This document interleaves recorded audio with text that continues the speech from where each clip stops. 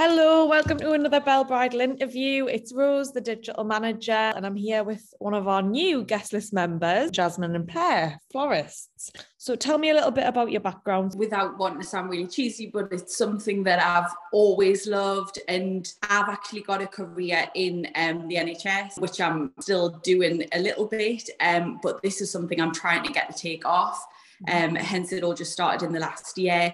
But being a florist is something I've said for a long time that I wanted to do. I've always grew up around flowers. It sounds really cheesy, but my mum's garden was always amazing, and it still is. And I think I've always known names. I've always kind of appreciated flowers. And I think that love never went away for all I have got a career in healthcare. I think for me, I just thought, actually, as much as I love what I'm doing right now as well, I really want to love what I'm doing, and that's what made us say, actually, I'm doing this. I'm married, I've got 2 kids, and we live a very outdoor lifestyle. We're always out and about. We've got a dog, we're always out with him.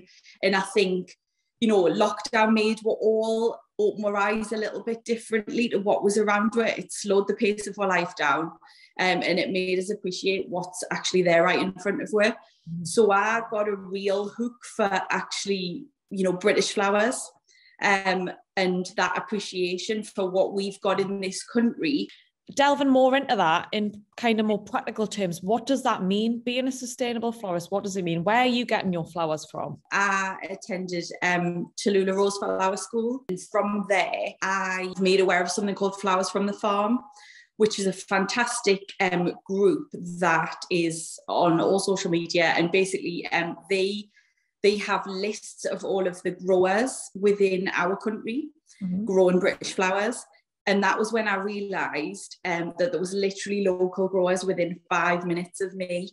So I was over the moon, because I thought, I can do this. I don't use the likes of Oasis foam, because this is something which is really bad for the environment. I would instead replace that with things such as moss. They've got a vision of how they want it to look.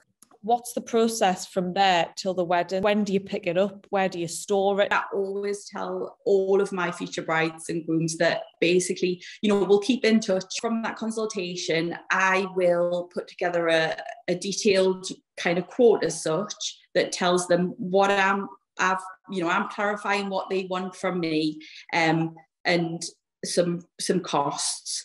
And then if it's something that they want to go with, that's it. They're booked in, they pay their deposit. And then, like I said, I keep in touch with them throughout the year. So, I always am very open to, the odd text message. I get loads of photographs sent through, because I always say, if you see something, send it to me, while you remember, while you see it. Because I think it's really important for me to get to know my brides very close to the time. It's a case of the growers are growing what they're growing. I can say, oh, look, I think this is going to be really popular next year, and they're really open to that. But I'll give them a heads up for the year, really. So I've spoke to them for this year and said, these are the brides I've got, these are the colours they're looking for. And it's sort of close to the time that we'll sort of get our heads together, and I'll let them know exactly stem counts of what I want. And then say we've got a Saturday wedding, I might pick them up on the Thursday, so I'll pop and see them, pick the flowers up, and then my work basically starts from there, the Thursday, the Friday, and even the Saturday morning. It's a long process. What would you say is your signature look? So, we're seeing a lot of these deconstructed arches at the minute. There's floral fireplaces, obviously bouquets. What would you say is Jasmine and Pear's signature product, so to speak? Loose arrangements, not very sort of symmetrical and arranged. I like it to look like, if you're talking about a bridal bouquet, I like it to look like it's just being picked from the garden, and that sort of look. I love all the big, the moon gates and the arches as well. I'm hoping to use at the fair some vintage milk churns, which I've invested in, because I love that kind of look. So obviously you're exhibiting with us at the Northern Wedding Show on Saturday the 19th and Sunday the 20th of March, which we're really looking forward to. You're going to be in the Creative Village. So that's kind of a group of suppliers we've handpicked. So what can people expect? You've said the milk churns there. What else are you bringing? I'm bringing British flowers. I'm hoping that I can have as much British as I can. The milk churns. I really want to show brides what they can expect. So, you know, what's still very traditional is having a garland for your top table, but just my twist on that. So we might have something like that.